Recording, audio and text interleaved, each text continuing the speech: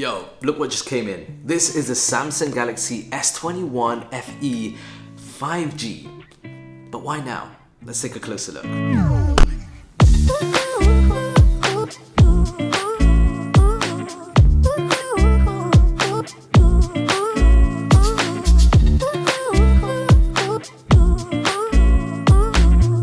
S21 is back, kinda. Well, this is the FE version, commonly referred to as the Fan Edition, and we've seen Samsung do this in the past with the S20 version, essentially getting sort of older components, putting them into a familiar design, and then selling that for a much more price-conscious audience, much more affordable than the S21, which is what you're getting with the S21 FE 5G version. Now, unlike last year's S20 FE version, where there was a noticeable price difference, this year around, it's not that much more noticeable, and we'll talk about the price in a moment. But let's start off with this design. First of all, this is in the olive green color. It's not gonna be to everybody's liking, but I actually really dig this color. It looks very, very nice. Almost something that you'd pick up for someone that wants that army look to it. It's got this kind of matte finish, and it does, I think, a better job at hiding those fingerprints than some of those other colors. So certainly one of those unusual colors, more pastel-y, but do check this out in the flesh before you decide to pick this up. But I dig it. You have this 6.4 inch, 120 Hertz FHD Plus display. It's pretty much the display that we come to expect from Samsung, and at this price point it hasn't really cut that many corners. It is a flat display. It does also have a fingerprint scanner under that display, so you're getting all that goodness.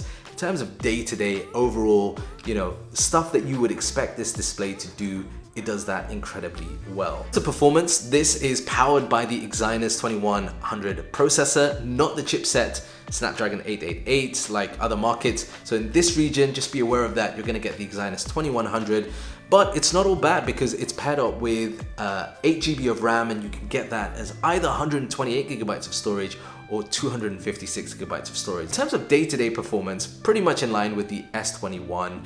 You're gonna get good performance for multitasking, day-to-day gaming, all that good stuff. And as well as that, you get a 4,500 milliamp hour battery, pretty decent to power you through most of the day. What is surprising is despite that larger battery, it actually feels incredibly light in the hand.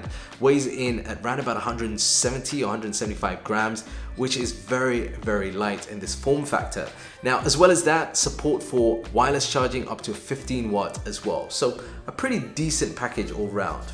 Now, when it comes to camera, on the back, you'll notice that familiar contour cut camera design. It houses a triple camera made up of a 12 megapixel for the main, and that's paired up with an 8 megapixel with 3x optical zoom, and then a 12 megapixel for the ultra wide.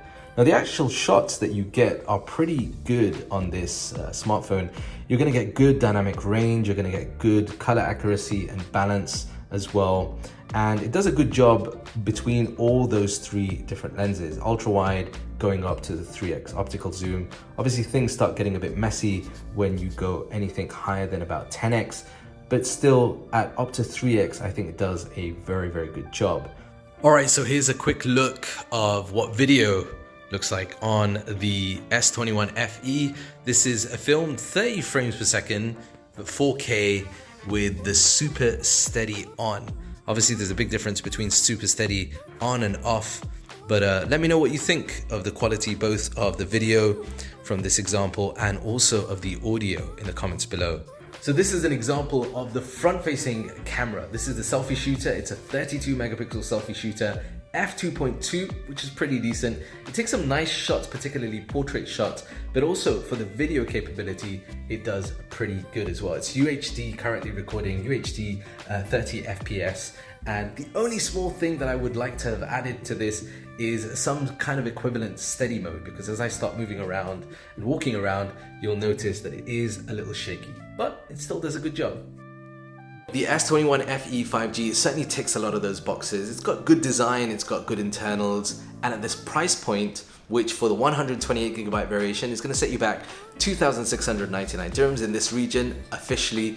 For the 256 GB variation, it's going to set you back 2,899 dirhams. So not necessarily kind of in the middle of a mid-range smartphone category, slightly more than that, but still pretty decent for what you're getting.